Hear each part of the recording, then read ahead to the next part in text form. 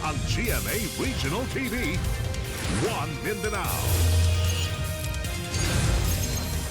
Aniya na ang mga dagkong balita karong adlaw sa One Mindanao. Hingpit ng gipasirado sa DENR Region 11 ang karaang sanitary landfill sa Davao City. Hinuon bag-ong interim cell sa landfill, gipagamit na.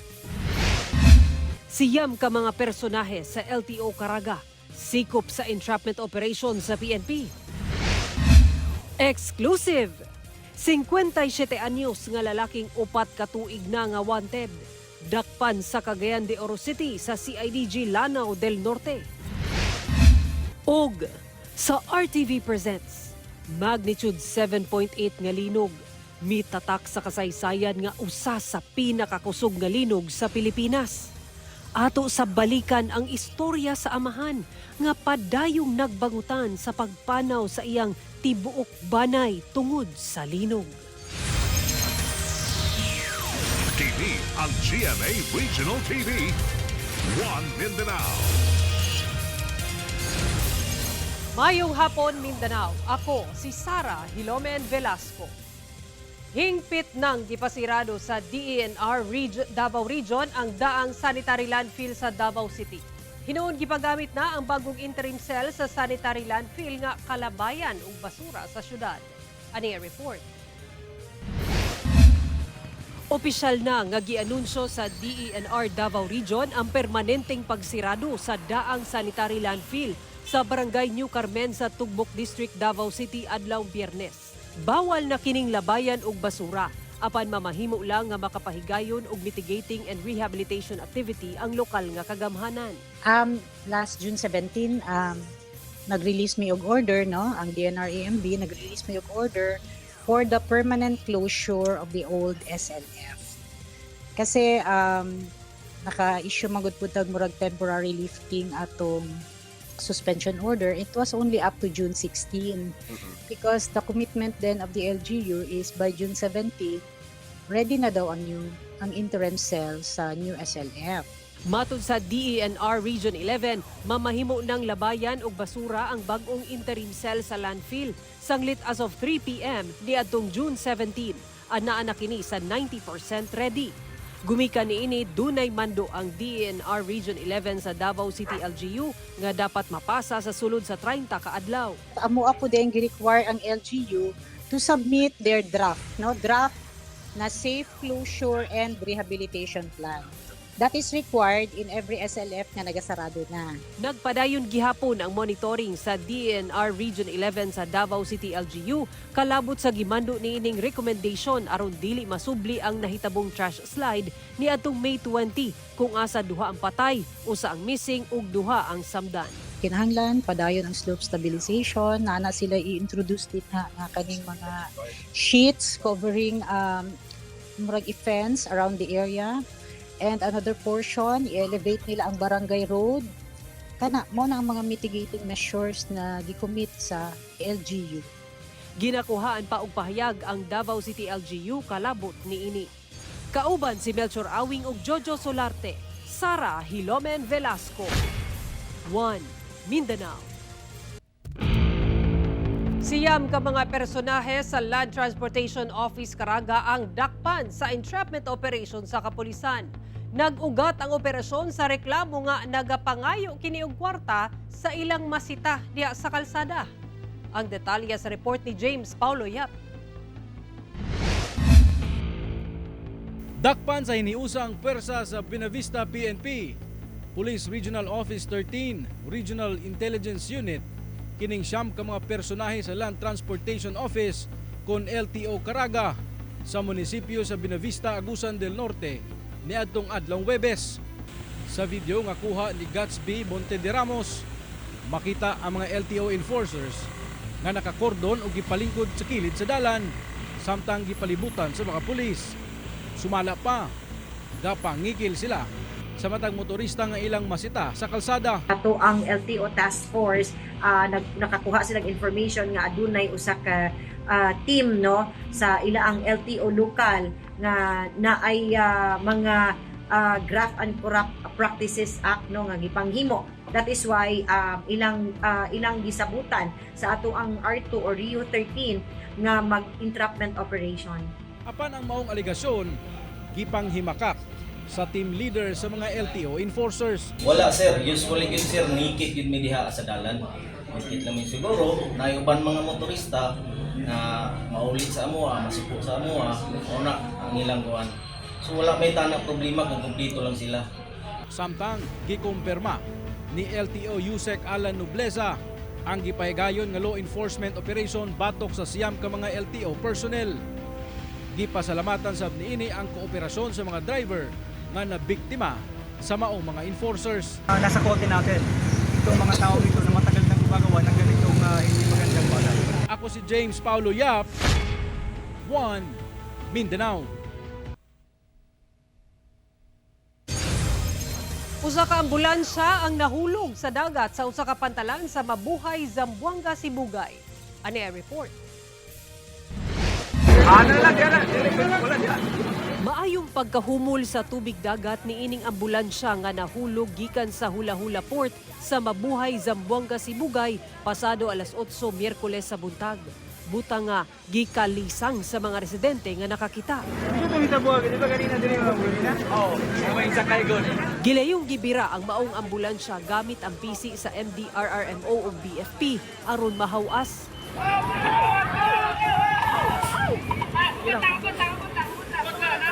Hinuon walay pasahero ang maong ambulansya ug gilayong nakagawas ang lalaking driver niini una kini nahulog sa dagat. Matud sa Bureau of Fire Protection sa Mabuhay, isa kay unta sa barge sa pantalan ang maong ambulansya nga iya sa Olutanga Municipal Hospital padulong sa lungsod sa Ipil aron mokuha og oxygen tank. Apan dihang nagpark, wala matud pa natarong sa driver ang brake sa van ug midiretso kini sa dagat. Pangutana na ko sir nga isa'y nakitabo yun, wala na proper engage ang handbrake. Moto nga ang ambulansya naghinay-hinay o dagan padulong sa dagat. Gikustudiya na sa otoridad ang maong ambulansya alang sa assessment. Ginakuhaan pa og pahayag ang driver sa ambulansya ug ang Olutanga Municipal Hospital. Sara Hilomen Velasco, 1 Mindanao. Atong sayro ng dugang pang mga balita sa Mindanao, makabanato si Cyril Chavez live sa Cagayan de Oro City. Cyril? Salamat Sara. Kotse sa usa ka bangko sa Libuna, Bukidnon, giingong gipaarakan og bala sa mga tulisan nga nakasakay og pickup truck. Dalang 1.6 million pesos nga kwarta ang nalimas sa mga tulisan. Pickup truck ang gisakyan sa mga sospek. Na-recover sab sa PNP sa follow-up operation. Aniya ang akong report.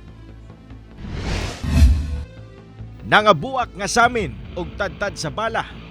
Ingon ani ang dagway sa usa ka kotse diyang naabtan sa responding police ang mga giingong biktima sa pagpanulis sa sitio Miranda, Barangay Damilag, Manolo Fortich, Bukidnon. Alas 9 sa buntag adlong Huwebes. Base sa investigasyon, gikan namong kotse sa usa ka bangko sa lungsod sa Libuna ug padulong sa sentrong bahin sa Manolo Fortich aron ideposito ang dala nilang kwarta nga sobra 1.6 million pesos. Yang pag-abot nila sa lugar, kalit silang gipaarakan sa mga armadong individual nga sakay sa usa ka pick-up truck. Ang sakay sa kotse nga gwardya sa mong bangko mibalos pa og pabuto. Apan nahutdan kini og bala, rason nga nakaduol ang mga sospek o gikuha ang ilang dalang kwarta. Ang tulo ka mga sakay sa mong kotse, swerteng luwas sa panghitabo. Actually, we already have POI or kaning persons of interest, but dili pa kana nato maibutiyag no ang mga personalities kay subject pa man na siya sa validation, verification, no, and ang atong ginabuhat karon is padayon kita sa pag-collate og mga ebidensya nga gikinahanglan for our case build up. Paspas nga misibat ang mga sospek sa dili matino nga direksyon. Nagkadayang basiyo sa bala ang na-recover sa crime scene nga gipailawom na sa ballistic examination. Samtang sa gihimong follow-up operation sa Manolo Fortich Police, napalgan ang pick-up truck nga gitudlong gigamit sa mga sospek sa pagpanulis. Ilahang na recover no ang maong sakyanan dinha gyapon sa duol ra gyapon sa area, specifically dinha sa Barangay Alae, Manolo Fortich, no, around 5 p.m. na kana sa mismong adlaw kung kanu sa kanina hitabo.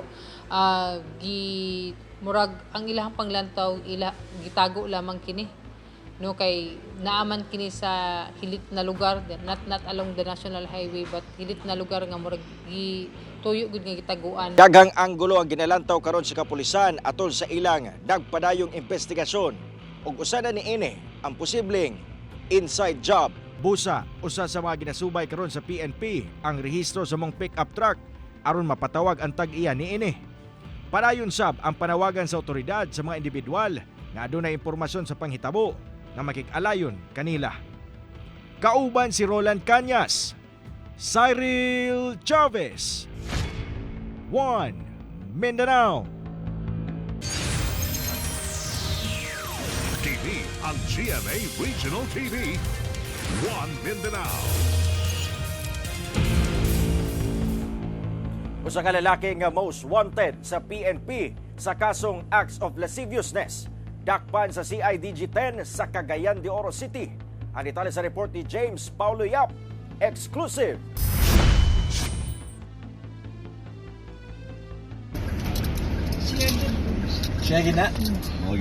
Human positibong giila sa mismong complainant kining usa ka lalaking suspect matud pa sa pagmolestya sa iyang minor de edad nga anak. Dali nga giaresto sa mga operatiba sa CIDG Lanao del Norte o CIDG Regional Intelligence Unit 10 ang 57 anyos nga lalaking residente sa Manolo Fortich, Bukidnon. Ang suspect, top 3 provincial level most wanted sa kasong acts of lasciviousness niadtong 2022. Giabuso matud pa sa mga suspect ang usa ka 14 anyos ka batang babae. Lumapit po sa isa sa ating mga operatiba ang nanay ng biktima dahil 4 na taon na pong hindi nahuhuli yung suspect. Kaya gumawa po tayo kaagad ng tracker team, katuwang po ang Regional Intelligence Unit ng Lanao del Norte.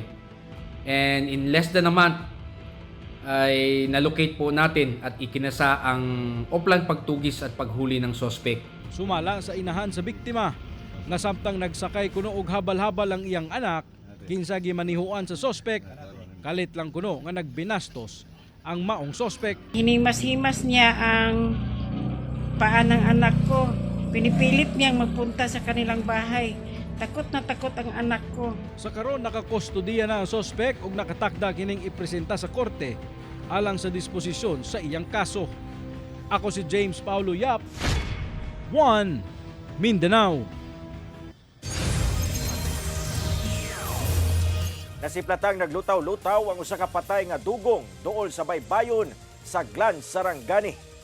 Nakita kada sa pipila ka residente ug gidala nila ang dugong sa baybayon sa barangay Dungon. Sumala sa local fisheries office, doon na kini gibug-aton nga 400 kilos ug dunay gitas-on nga 106 inches o sobra 8 feet. Gilubong na kini.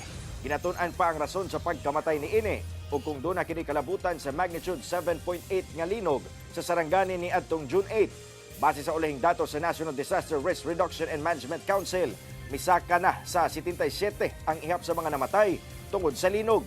30 ang padayong gipangita. Libuhan ka mga kinabuhi ang nabag-o dihang nitayog ang magnitude 7.8 nga linog ni adtong Hunyo 8. Daghan ang nawad-an og panimalay apan wala na siguro'y mas sakit pa sa mawad-an og tibuok ka banay. Atong sayro ng istorya sa usa ka amahan kansang tibuok banay mipanaw tungod sa linog. Ani ang RTV Presents ni Argil Relator.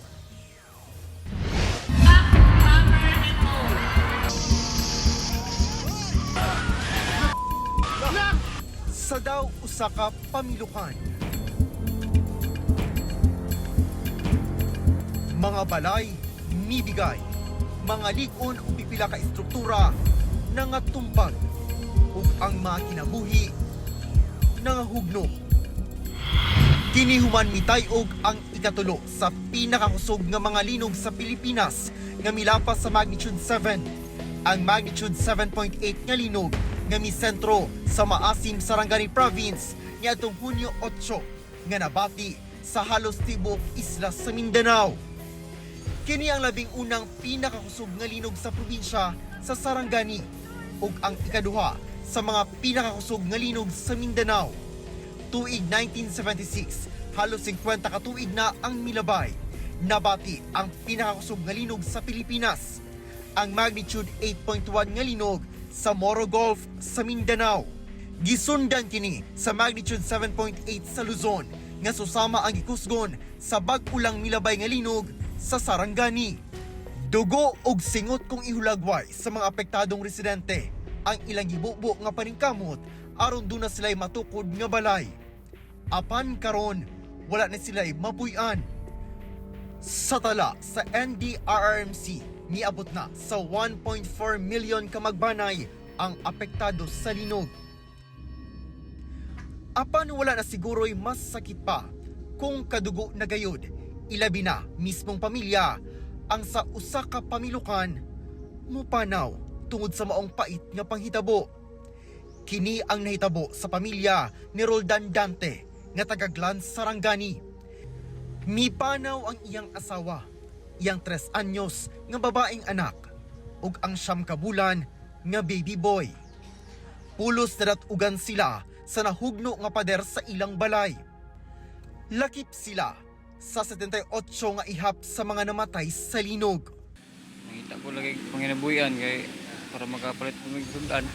Gatas na ako sa bukid ato nagkupras. Pag linog, sila kung una na hunanaan. Anta okay rin to sila. Basta sila kulbaan ako mayo. So wala pa yung kauli kaya ang dalan nito nakuan hugmak. Dili maagian ba? Sa ilang pamilya, si Roldan na lang ang mag-inusarang magpanayon sa paningkamot nga kabuton ang pangandoy nilang magpamilya. Luya kayo, sakit kayo ba? Di yun ako madawat na bigla yun kayo ba? Ang ako kayo kong pangandoy na nila kay mapahuman akong eskwela. Gawian ng bata kay ang nasilipan, bright yun da. Kakuan yun ba? Katabang da sila sa kuha niya. Panahon karon na atlan naman eh. Sayuman gikuha ang iyang mag-inahan. Nagpabiling ligon ang iyang pagtuo ug pag-ampo. Nga kung doon na may laing kalibutan, sila gihapon pohon magkauban. Be Karen, lalayan ng mga bata dira kay alam ko nimo na maayo ka pag-inahan. Napingi lang, gabay lang sila. Unta, madawat po nila na may nani ko. Kung lang isa nabilin. Unta, madawat po ako. Pulisod kayo. Kauban si Bong Vicencio o Gary Balantay sa kamera. Ako si Orgil Relator. Para sa One Mindanao. Mubida na sila Marco Massa, Clifford, Heath Hornales ug Caprice Cayetano sa bagong GMA Afternoon Prime Series nga You're My Favorite Song sa Lunes, June 22. Love. Sorry, okay ka lang? Okay lang ako. Ang ganda na tinutugtog mo. Makita na sa GMA Afternoon Prime ang GMA Public Affairs Series nga You're My Favorite Song. Pagabidahan ka na nila Marco Massa as Zion, Clifford as Calix, Heath Hornales as Miguel ug Caprice Cayetano as Angel. Lauman daw ang lahi nga level sa kilig ug happiness nga hatod sa series.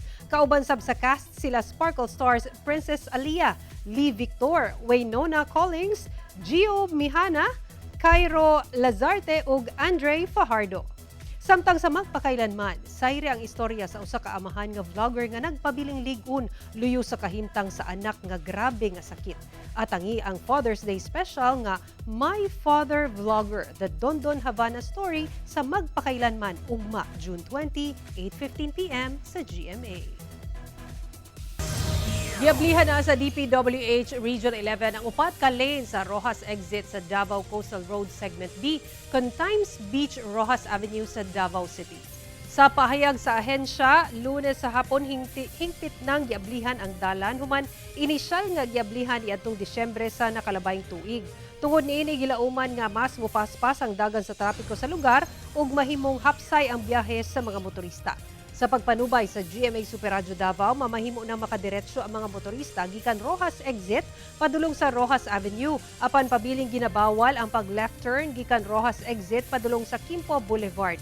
Una na sab gianunsyo sa DPWH Region 11 nga hapit nang mahuman ang Segment C sa Davao Coastal Road gikan Rojas Santa Ana Wharf. Kabahin matud pa kini sa mandato ni Pangulong Bongbong Marcos nga mag-abli og daghang bypass ug access road aron makatabang sa mga motorista nga makadaginot sa oras sa biyahe ug petrolyo.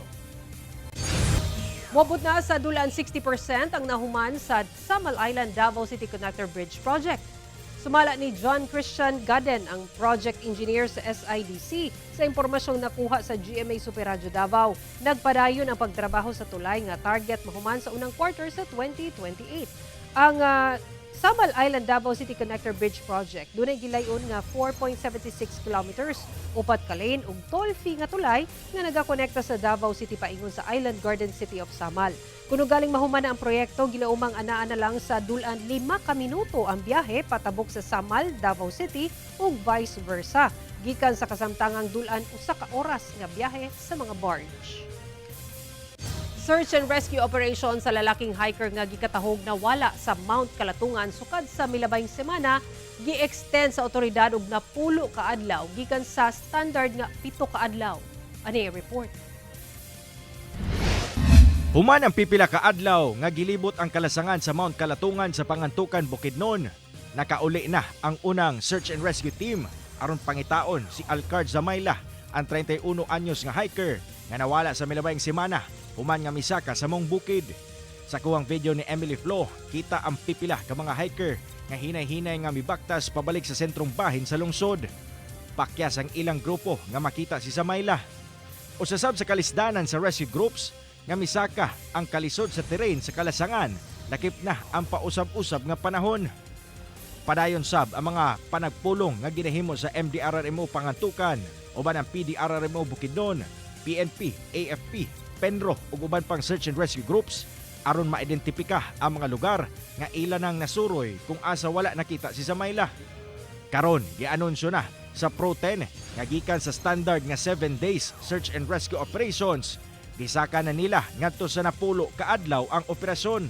Labi pa nga ilang nahibaw-an nga usa ka safety officer sa iyang ginatrabahuan si Zamayla. So kumayon kitag kaning survival rate niya labi na sa mga inana klase nga lugar, taas siya survival rate because he has skills. Aduna pud kini siya knowledge kung unsaon pag-survive. Aduna na sab kuno nagkadiyang ekipo ang gideploy sa Mount Kalatungan, lakip na K9 dogs. Everyday tungod kay lisod gid kaayo ang paadto sa maong area.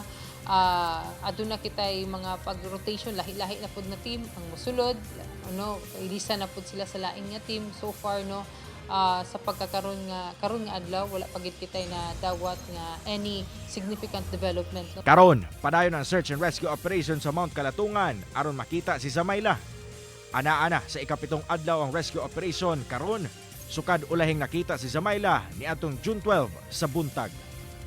Kauban si Roland Cañas, Cyril Chavez, One Mindanao. TV ang GMA Regional TV, One Mindanao. Nahimo ng bagyo ang low pressure area sa gawas sa Philippine Area of Responsibility. Sumala sa Pag-asa, posibleng ugma sa gabi o Domingo sa buntag kini mosulod sa par o tawagong Bagyong Francisco. Sa karon ubos ang tsansa niining maglandfall apan kung muduol sa Northern Luzon, posibleng magpasaka og wind signal ang Pag-asa. Posible sab nga pakusgon sa bagyo ang habagat busa gipaabot ang mga pag-ulan sa mosunod nga semana. Sa karon easterlies pa lang og localized thunderstorms ang makaapekto sa panahon sa nasod. Base sa datos sa Metro Weather, dunay halapad nga pag-ulan sa Mindanao ug dunay tsansa sa kusog nga ulan nga pwedeng magpabaha o magresulta sa landslide. Busa mahimong alerto kanunay, mga kapuso. Pipila ka Kapuso Stars ang mag-perform sa Mutya ng Kutawato 2026 sa Cotabato City karong gabi. star power shines brighter in Cotabato kay makigduyog sila sparkle artists Kelvin Miranda ug Paul Salas as they take the stage for the Mutya ng Cotabato 2026 Grand Coronation Night. Karong gabi na kana sa NDU Gymnasium sa Notre Dame University sa Cotabato City. Kita-kits mga kapuso! Hello po mga kapuso, this is Paul Swaggy Salas. Hello mga kapuso, ako po ito si Kelvin Miranda. Gusto ko lang po kayo sanang imbitahin at magkita-kita po tayo Ngayong darating na June 19, 5 p.m. para po sa Grand Coronation Night ng Mutya ng Cotabato 2026. Walang iba kundi sa NDU Gymnasium, Notre Dame University, Cotabato City. See you po mga kapuso, mag-enjoy tayo, magkantahan, magsayaw. Kita-kits po, ingat po kayong lahat. Karong Father's Day, pipila sa atong mga kapuso ang nangandam nga magregalo og bulak. Ngain gihapon nga pangregalo bisan sa atong mga haligi ng tahanan. Samtang ang uban nagpadayag og mensahe alang sa ilang mga pinalanggang amahan. Ani report. Ang paghatag og bulak sa mga amahan karong Father's Day dili daw makameno sa masculinity o pagkalalaki. Sumala sa pipila ka florist sa Bangkerohan Public Market sa Davao City. Nakadepende daw sa choice of color sa bulak. Kining color blue nga rose nga simbolo sa pagkalig-on, pwedeng irigalo sa mga amahan. O di ba kaha white roses nga nagsimbolo sa purity ug respect. Pwede sab artificial blue roses bouquet nga gisprayhan og blue color ang white roses ug mabaligya sa 1,000 pesos. Kaning mga nga color sir, mga blue. Oh. Diskarte ko lang siya. Oo, diskarte lang para mga lain nga color. Pwede sab dugangan og paborito sa mga amahan nga chocolate o wine. Mga chocolate ana, idugang mo sa flowers. Paborito. Oo, o niya wine. Anong mga wine, pwede na sa bouquet gyapon. Samtang karon pa lang, nagpaambit na og ilang mensahe ang atong mga kapuso alang sa ilang mga pinalanggang amahan karong Father's Day. Happy Father's Day sa akong papa.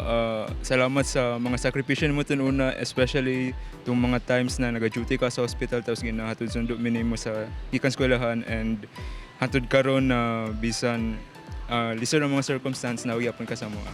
Happy Father's Day sa akong papa no nga grabe og sakripisyo sa amoa. Salamat kayo pa sa tanan kay gi-provide jud nimo ang tanan namong pangailangan sa akong mga igsuon labi na kay lima mi kabuok. Thank you kayo. Kauban si Melchor Awing ug Jojo Solarte. Sara Hilomen Velasco. 1 Mindanao. Mga kapuso, nagpadayo ng nationwide promo sa inyong Kapuso Estasyon, ang Kapuso Big Time Panalo Season 5. Over 6 million pesos worth of prizes ang nagatang sa mga lucky winners. Sa yun lang ang pag-apil, palit lang og participating brands ug ilaki pa inyong contact details sa inyong entries. Ihulog kini sa drop boxes nationwide. Doon ay chance makadaog up to 2 million pesos sa matag entry ug pwede sa makadaog libo-libong cash prizes matag adlaw kada semana. Mulungtad ang promo period kutob August 7. Mamahimo ninyo makita kining episode pag-usabong buwan pang lokal nga balita pinaagi sa pagbisita sa official website sa GMA Regional TV o bisitaha ang among official YouTube channel ug i-click ang subscribe button para sa pinakaulahing balita sa mga rehiyon. Ug mao kato ang mga ulahing balita sa Mindanao karong adlaw. Daghang salamat sa atong mga kapuso sa Mindanao nga nagalantaw kanamo ug sa atong mga kapuso abroad. Kami ang GMA Regional TV 1 Mindanao. Walay gidapigan, walay giprotektahan, kaniadto ug karon serbisyong tinuod lang. Happy Father's Day sa atong mga amahan ug happy weekend mga kapuso, mag-amping kita kanunay.